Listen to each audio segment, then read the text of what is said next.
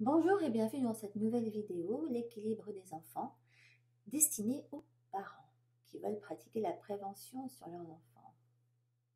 Donc, au menu aujourd'hui, nous verrons que le TDAH fait partie des maladies dites chroniques qui, comme l'asthme, les allergies, le diabète 2 ou l'autisme, est considéré par la médecine officielle comme incurable puisqu'il n'existe pas de traitement pharmaceutique définitif qui puisse vous en débarrasser.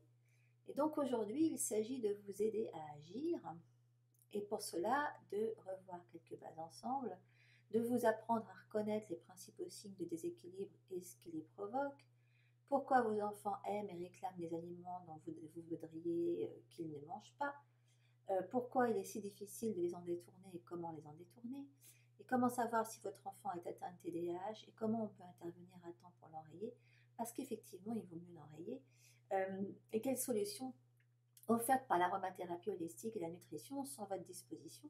Parce qu'à défaut de médicaments et de solutions définitives de la part de l'industrie pharmaceutique, il y a quand même pas mal de choses à faire. Donc, on va parler de ça, on va parler d'éviter les maladies chroniques qui guettent de plus en plus d'enfants, dont les vôtres, parce qu'aujourd'hui, il y a 2 fois plus de maladies chroniques qui concernent les enfants depuis ces dernières 20 ans. Plus de la moitié des enfants de 8 à 14 ans a souffert de maladies telles que l'asthme, l'obésité, TDAH, voire l'eczéma. Et tous ont d'abord montré des signes annonciateurs que l'on sait aujourd'hui identifier, ce qui nous permet d'agir assez tôt et de prévenir l'apparition de ces maladies. Corriger ces signes permet aussi d'agir sur ce qui intervient dans la majorité des problèmes courants de votre enfant, c'est-à-dire l'immunité, les problèmes gastro-intestinaux et les problèmes nerveux. Et ça nous concerne tous, parce que même si vous n'avez encore rien détecté d'anormal chez votre enfant, l'environnement actuel augmente les risques qu'il développe une maladie chronique, et ça sera bientôt considéré aussi banal qu'un rhume. Donc des médicaments existent pour en atténuer les symptômes, mais pourquoi donc les prévenir, sinon on n'aurait plus besoin des médicaments. Donc plus vous les connaîtrez, ces signes, plus vous pourrez agir et prévenir. Donc on va tout passer en revue. D'abord, les principaux signes annonciateurs de déséquilibre chez les enfants. Alors, qu'est-ce qu'ils sont? Eh bien, ce sont les infections respiratoires à répétition, les maux de ventre et les gonflements, les maux de tête récurrents, les colères incontrôlables, les variations d'humeur fréquentes, les angoisses et les insécurités inexpliquées, les cernes sous les yeux, la constipation, une diarrhée qui dure, des morceaux d'aliments dans les selles, le manque d'appétit, les éruptions cutanées et les démangeaisons, l'hyperactivité, c'est aussi un signe révélateur, le manque d'attention, un retard de développement ou de poids, la fatigue et la mélancolie. Donc tout ça, ça vous fait que ensemble, même si ces déséquilibres pourraient rester bénins, même si pour moi un enfant constipé c'est un enfant qui s'intoxique et qu'il ne faut pas le laisser tel quel, en combinaison, ça fait que on va penser automatiquement à de la candidose, à de l'inflammation, au déficit nutritionnel, à la toxicité et aux sensibilités alimentaires. C'est des choses dont on ne vous parle jamais si vous allez chez le médecin. L'inflammation, c'est la cheville tordue qui gonfle, hein, c'est aussi l'inflammation silencieuse invisible, c'est la source de nombreuses maladies chroniques et dégénératives dont je parle en général au sujet des adultes, mais ça concerne tout à fait les enfants. Et qu'est-ce qui la déclenche? Eh bien l'obésité, donc la graisse génère l'inflammation, donc plus il y a de gras, plus il y a d'inflammation. Et de plus en plus d'enfants dès l'âge de 5 ans souffrent d'obésité. L'obésité, c'est aussi le diabète, c'est l'hypoglycémie, c'est l'hyperinsulinémie, c'est les allergies alimentaires, c'est les intolérances alimentaires. C'est des toxines environnementales comme, voilà, c'est lié à des déséquilibres tels que les allergies, les sensibilités alimentaires, les intolérances, la candidose, le TDAH, l'asthme, l'eczéma, la toxicité, donc particulièrement grâce aux métaux lourds. Alors, qu'est-ce qui entretient cette toxicité? Eh bien, en principe, principalement, la candidose chronique, les métaux lourds, parce que ces deux-là sont extrêmement liés. Il y a rarement de métaux lourds sans candidose. Par contre, il peut y avoir de la candidose sans métaux lourds, hein. Mais ça, c'est entièrement relié. Il y a les métaux lourds, la candidose et les sensibilités alimentaires qui sont tout à fait, c'est rare de trouver l'un sans les autres. Et accroché à ça, il y a le déficit nutritionnel. Et dès qu'il y a déficit nutritionnel, il y a chute d'immunité, ce qui entretient évidemment la candidose chronique et du coup les sensibilités alimentaires, qui peuvent se transformer en véritables allergies aussi. Donc là, ça crée par contre de l'auto-immunité. Ça arrive à un autre degré. C'est pour ça que la plupart de ces enfants ont aussi des problèmes d'allergie, des véritables allergies, parce qu'au départ, ils ont eu des sensibilités alimentaires. La candidose, c'est l'invasion d'une levure qui vit dans notre système digestif sous le contrôle de la flore intestinale. Donc il suffit que cette flore soit endommagée pour que la levure se multiplie et qu'elle envahisse plusieurs régions de l'organisme et qu'elle entretienne un état inflammatoire constant en polluant les tissus avec ses déjections irritantes, les mycotoxines. Donc là, je vous ai mis l'exemple d'un... Moi, je fais cracher les gens dans l'eau pour voir ça, parce que en fait, les mouvements de salive dans l'eau sont très révélateurs. Si vous crachez dans un verre d'eau le matin avant d'avoir fait quoi que ce soit d'autre, au réveil, et que votre salive disparaît complètement à la surface, il n'y a rien. Par contre, si ça fait ce que vous voyez là, si ça fait un véritable mouvement bien distinct, souvent hélicoïdal comme ça dans l'eau, c'est que ça, c'est vraiment le signe que c'est truffé de candidose. Cette candidose, elle est responsable d'allergies, d'hyperactivité, d'otite à répétition, de maux de ventre, d'eczéma, de fatigue, de mélancolie, de dépression, de manque d'attention, de maux de tête, de sautes d'humeur, de colère, de douleurs articulaires, d'intestin perméable, de côlon irritable, de déficience nutritionnelle, d'infections respiratoires, d'éruptions cutanées, de cystite à répétition, d'infections fongiques diverses, évidemment. Et donc, comme elle entretient cette inflammation interne qui fait qu'il va y avoir de plus en plus de difficultés. Votre organisme, enfin votre système digestif inflammé ne va pas pouvoir correctement absorber les nutriments dont il a besoin et ça va créer ce qu'on appelle le déficit nutritionnel. Et donc, c'est ce que je vous explique, c'est lorsque l'organisme n'a pas suffisamment de nutriments de valeur à donner à ses cellules pour fonctionner, communiquer et se reproduire. Et donc, il n'est pas associé à la quantité de nourriture avalée, c'est même pas une histoire de calories, loin de là, mais c'est associé à la qualité des ingrédients et au montant des nutriments absorbés. Et donc, on lui doit une grande quantité de déséquilibres, tels que l'anémie, la constipation, la toxicité interne, la monopolisation de l'immunité et son affaiblissement, l'inflammation, les allergies, la candidose, l'eczéma, l'insomnie, les problèmes d'attention, de développement et d'hyperactivité, la fatigue, l'apathie. Et donc tous ces problèmes-là, il suffit qu'on réenclenche le système d'absorption de l'organisme, que donc on renourrisse la personne pour que tous ces problèmes-là se mettent à disparaître. Mais bon, comme ils sont tous interconnectés, c'est très compliqué. Surtout qu'il y a la toxicité qui s'en mêle. Donc ça, c'est un excès de déchets métaboliques et d'autres substances toxiques dont dans les humeurs du corps, dont le liquide interstitiel dans lequel les cellules baignent et qui constitue 2/3 de notre poids. Donc c'est beaucoup. Cette toxicité, on l'a créée par divers moyens et les plus efficaces, c'est la consommation d'aliments morts et polluants comme les mauvaises graisses, les produits hautement raffinés, transformés, industriels, les sucres, les additifs et les colorants. Et puis on la récupère beaucoup génétiquement grâce durant la gestation, grâce à notre maman, si notre maman a été exposée à, par exemple, des métaux lourds. Cette toxicité, donc, c'est aussi des métaux lourds, c'est ce que je vous disais, qu'on va respirer, qu'on boit et qu'on reçoit via les médicaments et surtout les vaccins dès la naissance. Elle signifie que le corps doit se battre contre des substances qui devraient être éliminées mais qui restent coincées dans les tissus, bon, principalement les tissus adipeux qui sont logés au niveau du cerveau et au niveau des terminaisons nerveuses. Et donc, lorsque le corps se bat, c'est le système immunitaire qui travaille, c'est l'inflammation donc qui est créée et qui s'installe, et avec elle diverses douleurs et d'intensités variables. Alors, la conséquence de ces métaux lourds, c'est la constipation, encore elle, c'est l'installation de candidose et de troubles associés, évidemment, l'anémie, la pâleur, les vertiges, la mauvaise coordination, les douleurs musculaires, les problèmes digestifs, les problèmes de concentration et d'attention. Et ça s'attaque surtout donc aux tissus adipeux, comme le cerveau, les nerfs et les reins, tout ça. C'est pour ça qu'on ne peut pas déceler une intoxication aux métaux lourds avec un test sanguin. Parce que le sang, ça, en fait, c'est pas dans le sang qu'il y a des métaux lourds, c'est dans ces tissus adipeux. Donc, le seul moyen d'aller les déceler, c'est si on les déloge des tissus adipeux et qu'après on les mesure dans l'urine, mais c'est pas à travers un test sanguin. Et donc, comme ils sont coincés dans les tissus adipeux, leur présence est presque toujours dénoncée par des problèmes d'humeur, de fonction du cerveau, de troubles neurologiques, de problèmes de pression artérielle, de difficultés d'apprentissage, et surtout de chute du QI, hein, malheureusement. Donc le test est vraiment très simple parce qu'une analyse d'urine suffit, bon, souvent une analyse minérale des cheveux aussi.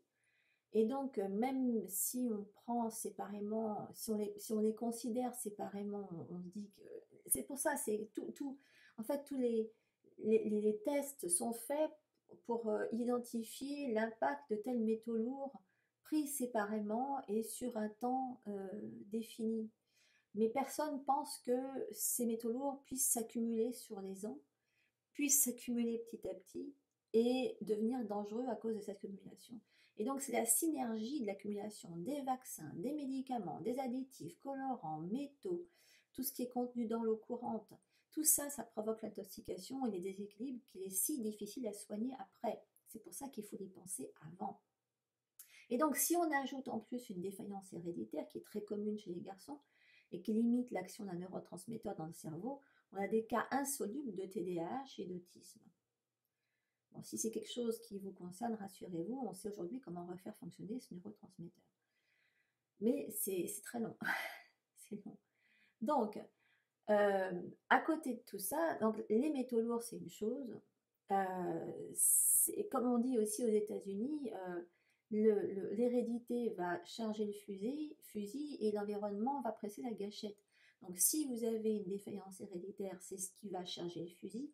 Et si on vous bourre de vaccins, de médicaments, d'additifs, de colorants et tout ça, là, on presse la gâchette. Okay, donc c'est pour ça qu'il y a tellement de cas de parents qui me disent « Oui, mon enfant a commencé à avoir des problèmes après son deuxième rappel de vaccin, par exemple. » C'est là que ça se déclenche le plus.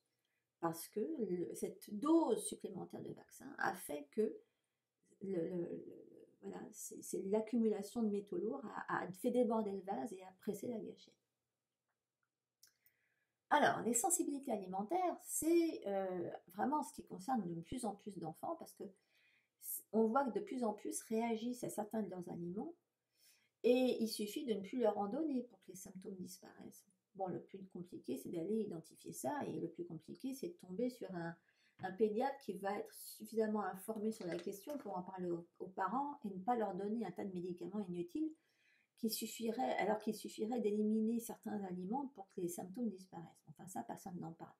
Donc, la seule réaction que l'allergologue reconnaisse, c'est l'allergie IgE, c'est-à-dire la réaction instantanée de l'immunité à une substance. Donc c'est effectivement la réaction qui peut mettre en danger. Donc c'est l'œdème de Coing, c'est donc l'éruption cutanée d'un coup, etc. Mais en fait, personne ne va penser à ce qui est différé. Donc il va vous tester pour le rhume des foins, pour le poil de chat, pour le beurre de cacahuète, etc. Et donc pour lui, si les substances ne provoquent pas de réaction immédiate, elles ne sont pas considérées comme ayant un impact sur l'organisme. Or, les sensibilités IgG, donc c'est les sensibilités alimentaires qui font que votre immunité réagit à certains aliments, mais de façon différée. C'est bien plus fréquent chez les enfants qu'on l'imagine. Et les parents l'ignorent juste parce que leur pédiatre n'est absolument pas au courant. Et c'est aussi parce qu'officiellement, c'est pas reconnu. Mais parce que la réaction n'est pas instantanée et pas visible, ça ne veut pas dire que ça n'existe pas. Donc c'est vrai que c'est difficile d'identifier que bon bah on réagit à des pruneaux alors que sur le moment on n'a rien eu, mais le lendemain on se met à avoir le ventre qui gonfle. Bon bah c'était les pruneaux, mais c'est le lendemain, c'est ça une sensibilité IgG. Donc quantitativement, elles font beaucoup plus de dégâts que les allergies IgE. Elles monopolisent le système immunitaire et entretiennent l'inflammation à divers endroits du corps, comme les poumons pour les asthmatiques ou le côlon pour les colopathes, la gorge pour ceux qui enchaînent les otites, la peau dans le cas de l'eczéma, le cerveau dans le cas du TDAH. Et qui dit inflammation dit monopolisation de l'immunité, donc son affaiblissement et le champ libre au candidat, évidemment, pour se surdévelopper en candidose chronique. Or, la candidose, avec ses déchets, irrite les tissus, entretient l'inflammation et endommage les parois de l'intestin de façon à entraîner ce qu'on appelle l'hyperperméabilité du côlon ou leaky gut. Et ça, par contre, c'est à lui seul, le côlon trop perméable est une des premières véritables sources d'allergie, les vraies, donc les IgE, qui, elles, sont potentiellement mortelles. Donc, quoi faire cas par cas? D'abord, il faut éloigner vos enfants d'un certain type d'aliments. La plupart d'entre vous savez quel est l'impact de certaines substances sur l'équilibre de vos enfants, mais aussi le manque de nutriments. Donc, les aliments que vous allez leur donner doivent à la fois leur fournir des nutriments nécessaires au bon fonctionnement de leurs cellules, ils ne doivent pas faire entrer dans leur corps ce qui va le polluer et donc entraver le bon fonctionnement. Une alimentation équilibrée n'est pas une simple histoire d'interprétation. Pour certains, il s'agit de ne pas manger de plats en sauce. Pour d'autres, c'est d'enlever le gras. Pour d'autres, c'est consommer plein de produits laitiers parce que le yaourt, c'est bon pour la santé. Mais ça ne veut rien dire, en fait, l'alimentation équilibrée. Surtout qu'il y a l'absorption à prendre en considération.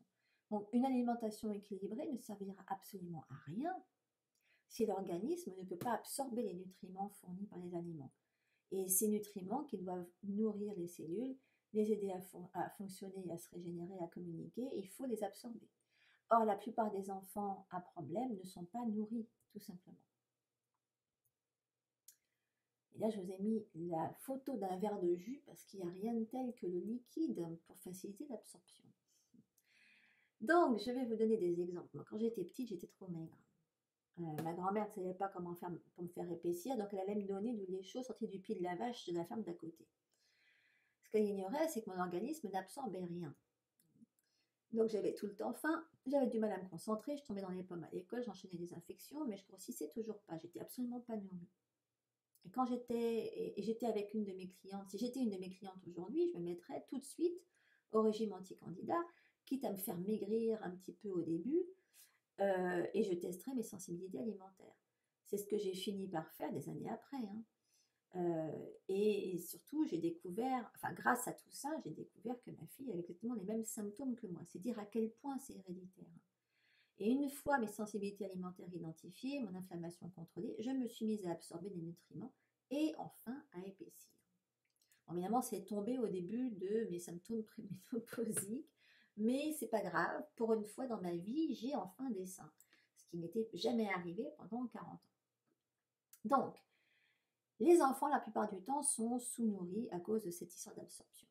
Donc, de nombreux enfants sont peut-être très alimentés. Moi, je me souviens, j'ai un copain, quand j'étais plus petite, qui était grand et maigre, qui avait faim tout le temps, mais ce que sa mère lui donnait, c'était de la baguette bien blanche. Alors, il se bourrait de baguettes.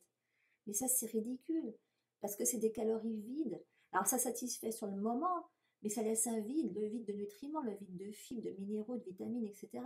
Alors, ça remplit l'estomac, mais c'est tout ce que ça... Et c'est là où on se rend compte, quand on se met à consommer des choses beaucoup plus nutritives, on a besoin de beaucoup moins. Donc, un enfant qui est comme ça, il est souvent capricieux, colérique, timide, peureux. Il a tout le temps envie de biscuits, de pain, de pâtes, de sucre, etc. Et donc, plus votre enfant est toxique, à cause d'une surcharge de métaux lourds et de candidats, par exemple, plus il réclamera ce qui entretient sa toxicité, donc à savoir les sucres et les féculents, parce que c'est ce qui nourrit son candidat. J'ai écrit quelque chose sur le site en parlant de combien la flore intestinale, en fait, dirigeait notre comportement alimentaire, notre comportement émotionnel, notre comportement tout court. Et donc même nos envies, tout vient de là. C'est le candidat qui vous dit ce qu'il veut que vous mangiez pour que vous continuiez à lui donner ce qu'il aime. Et donc plus votre enfant est toxique, plus son comportement le sera aussi. Donc un enfant toxique a du mal à retenir ses colères, sa peur, son anxiété. Il souffre intérieurement et vous le sentez. Alors vous êtes prête à tout pour lui faire plaisir et éviter une de ses colères si vous le contrariez, mais ça fait tourner en rond. Ça ne l'aide pas, malheureusement. Donc, au sujet des émotions toxiques, j'ai écrit un article là-dessus et je vous explique que être attiré par des aliments notoirement addictifs comme le sucre, le lait et la caséine de lait, c'est le lot de tous ceux qui souffrent de candidose chronique, qui ne se sentent pas bien physiquement et émotionnellement. Et donc en se réfugiant vers ce qui va leur procurer un plaisir gustatif immédiat, c'est-à-dire dans les produits qui stimulent leur production d'endorphines, ils se font du bien tout en alimentant le cercle vicieux qui leur fait tant de mal au final. Donc c'est un bien illusoire. Les personnes toxiques intérieurement se ressentent toutes parce que c'est d'abord leur foi qui souffre et qui le fait savoir, à coups de colère, de paranoïa, d'impatience, d'insatisfaction permanente, d'instabilité, d'irritabilité, d'arrogance et de dépression. Si vous reconnaissez ces traits chez votre enfant, c'est significatif. Les traits émotionnels liés au foie sont très, très parlants. Donc la seule solution, c'est vraiment de briser le cercle vicieux. Il faut montrer le bon exemple, ne plus consommer soi-même les aliments interdits. Il faut procéder insidieusement à des substitutions, il faut le dire vraiment, il faut le faire très doucement sans qu'ils s'en rendent compte. Je dis souvent aux parents, si vous ne voulez pas qu'ils en réclament, n'en achetez pas. Mais le plus important, c'est d'agir sur leur toxicité avec des biais détournés grâce aux compléments alimentaires et aux huiles essentielles, et donc entamer un processus de nettoyage tout doucement. Donc plus on est nettoyé, plus on a envie instinctivement de ce qui nous fait du bien. Bon, évidemment, les enfants sont souvent influençables, ils vont avoir envie de ce qu'ont les autres. Ça, c'est normal. Là, c'est très dur de lutter contre ça. C'est pour ça qu'il faut vraiment s'y attaquer les plus jeunes possible. Plus ils seront vus, plus ce sera compliqué. Donc les cellules propres nous donnent accès au bonheur et à la joie de vivre, tandis que les cellules sales ouvrent la porte aux maladies, à la tristesse et à la destruction. Donc si vous entreprenez de nettoyer votre enfant en amont avec des suppléments et des huiles, il vous sera bien plus facile d'intervenir sur son alimentation. Donc depuis la chelation des métaux lourds jusqu'à la détox du foie en passant par l'environnement, il faut détoxifier. Donc il y a la chélation orale, il y a l'examen d'urine et le traitement. Donc ça, c'est des choses qui sont très spécifiques, ça ne se fait pas n'importe comment. Donc il faut passer par la chélation, donc par prendre des produits qui vont aider à déloger les métaux lourds de leur nid douillet dans les gras du corps. Et puis, il y a le candidat. Donc là, il faut éliminer gluten, produits sucrés et caséine. Donc ça n'est faisable qu'à travers un régime quand même assez cadré. Et donc, pour faciliter les choses, on va commencer par le foie, histoire de limiter la colère, de faciliter le transit et d'amorcer la détox physique et émotionnelle. Alors, au sujet de la détox du foie, la base, peu importe l'âge, pas de jus d'orange, pas de graisse hydrogénée, pas de margarine, pas de sucre blanc, pas de lait de vache, pas de soja, le moins possible de viande rouge, pas de friture, pas de plat épicé fort. Par contre, ce qu'il faut, c'est jus de citron dans de l'eau, de l'huile de coco, de l'huile d'olive, du miel, du sucre complet, du lait de chèvre frais, du lait de coco, du lait d'amande ou de riz, des jus de légumes et fruits frais maison, des infusions à la menthe, la camomille, la verveine et des fruits et légumes crus en salade. Si votre enfant est ado, son foie toxique se remarque surtout à son teint brouillé. La plupart du temps, c'est l'acné, alors on va utiliser l'acné comme moyen d'action. C'est beaucoup plus facile comme ça. Si on leur dit on va s'occuper de ton foie pour que tu sois plus agréable, ils s'en foutent. Si vous lui dites tiens, je vous donne un produit, une crème magique anti-acné, là il va être intéressé. Donc c'est plus facile de faire prendre à un ado un supplément pour le foie en lui disant justement que c'est pour ses boutons. Donc on en fait très bien aujourd'hui sous forme de gélules. On peut lui dire ça, on peut lui prendre un complexe de détox du foie en lui disant tiens c'est pour tes boutons. Et on lui fait une crème anti-acné qui va associer plein d'huiles notoirement antiseptiques et cicatrisantes qui seront aussi très bonnes pour nettoyer le foie. Voilà. Donc j'explique tout ça dans l'essentiel de l'équilibre, mais là, je vous en donne une petite... Il y en a aussi dans mon petit bouquin Remèdes aromatiques, là je donne pas mal d'indications à ce sujet.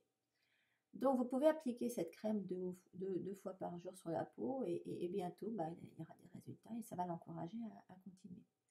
Cette crème est d'autant plus importante à utiliser en même temps que le supplément du foie Parce que détoxifier le foie revient souvent à avoir un teint brouillé pendant quelques jours. C'est normal, ça va remonter d'une façon ou d'une autre. Les toxines s'évacuent. Souvent, elles s'évacuent à un moment où les reins ont du mal déjà. Donc, quand les reins sont surchargés, ils envoient tout ailleurs et entre autres vers la peau. Donc, il se peut que ça réveille aussi l'immunité, que ça provoque des symptômes grippaux. C'est ce qui se passe quand les gens commencent un régime anti-candidat d'ailleurs. Et donc, dans ces cas-là, il faut boire beaucoup parce qu'il faut justement aider les reins à éliminer tout ça. Dans tous les cas où on nettoie le foie, il faut aussi soutenir les reins. Et donc, je vous renvoie à la page méridien du rein dans l'essentiel de l'équilibre, parce qu'il y a des points à faire. Donc, si c'est vous qui préparez les repas, c'est beaucoup plus facile. Donc ça, c'est quand il est petit, hein, souvent. Il faut user et abuser d'huile de première pression à froid, de jus de citron, d'ail et de persil.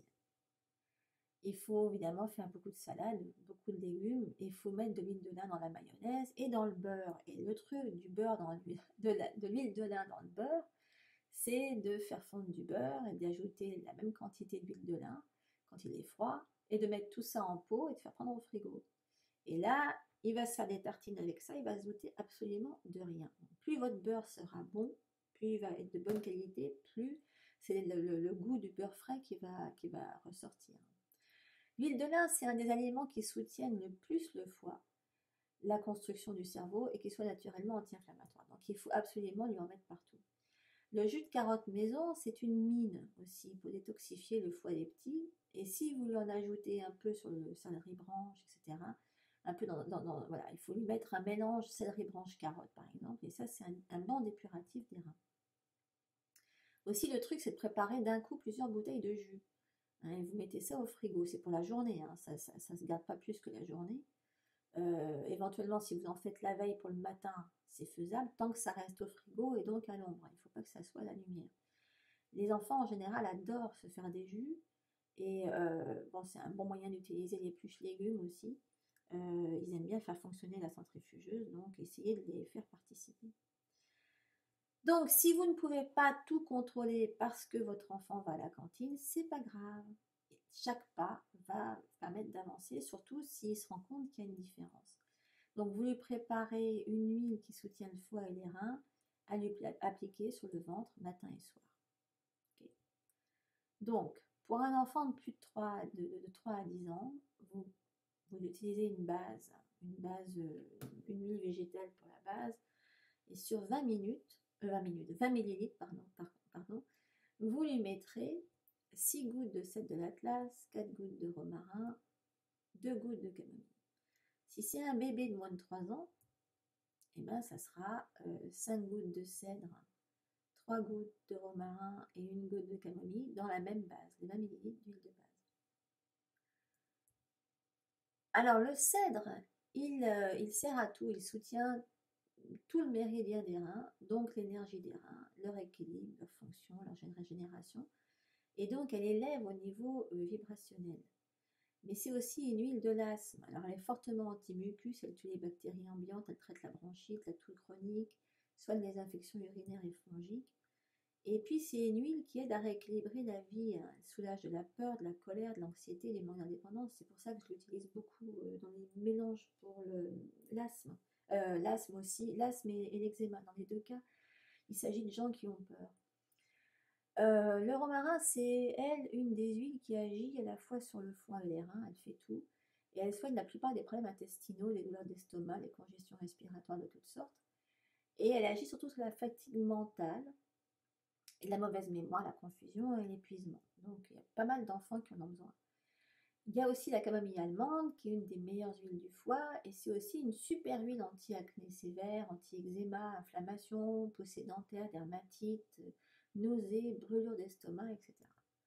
Donc toujours très utile. Et puis c'est l'huile qui allège la colère, l'irritabilité et l'insomnie, puisque c'est une huile du foie. Mais surtout, ces 3 huiles ont une qualité supplémentaire, elles sont antifongiques, et c'est dire donc anti-candida. Donc elles préparent le terrain pour assainir le système digestif et remonter l'immunité.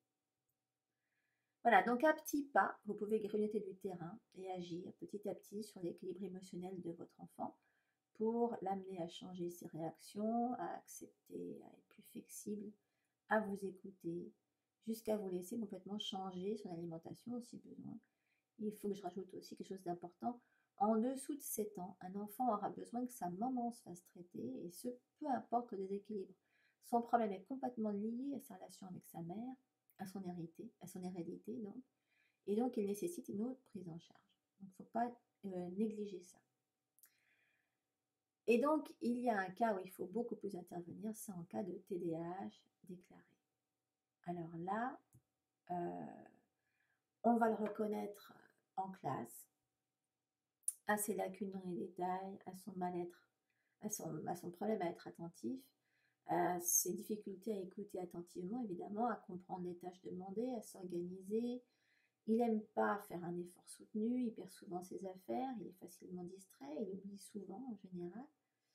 Et il y a aussi l'hyperactif qui gigote sur son siège, qui se lève souvent en classe, qui ne tient pas en place, qui n'aime pas les activités calmes, qui parle trop, qui répond avant la fin de la question, qui a du mal à attendre, qui interrompt les conversations. Hein, ça, c'est l'hyperactif classique. Il y a des solutions qui ont été récemment publiées. Il y a des bouquins qui en parlent. Ces symptômes dépendent de l'intégrité intestinale, évidemment. Ça, c'est relié à la dysbiose intestinale, donc c'est la candidose chronique, qui elle-même est reliée aux réactions des aliments déclenchants, qui entraîne des déficiences nutritionnelles, qui affaiblissent l'immunité, qui entravent le fonctionnement des neurotransmetteurs, et tout ça dans un cerveau surchargé en toxines et inflammé. Voilà. Donc vous voyez à quel point c'est extrêmement relié, tout est interconnecté et il faut impérativement travailler sur l'inflammation. Donc je vous laisse sur ce petit résumé de, voilà, tout ça est imbriqué, tout ce qui est complètement imbriqué. Dysbiose, candidose, donc déficience nutritionnelle, immunité, toxicité, etc. J'espère que tout ça vous a donné un aperçu assez, bon, je dirais, de valeur. Ça va vous éclairer sur ce qu'il faut comprendre par rapport à ça. Comprendre que c'est pas uniquement, votre enfant ne peut pas maîtriser ce qui lui arrive, parce que ce qui lui arrive, c'est purement chimique, je dirais, métabolique, et que c'est pas les médicaments qui vont changer grand-chose. Vous avez les moyens de faire quelque chose sur sa qualité interne, sur son niveau de toxicité. Mais il faut s'y mettre. C'est plus compliqué que de simplement donner des pilules qui vont donner l'impression que tout va bien. Alors, je vous dis bon courage et j'espère que ça vous aidera. À la prochaine fois.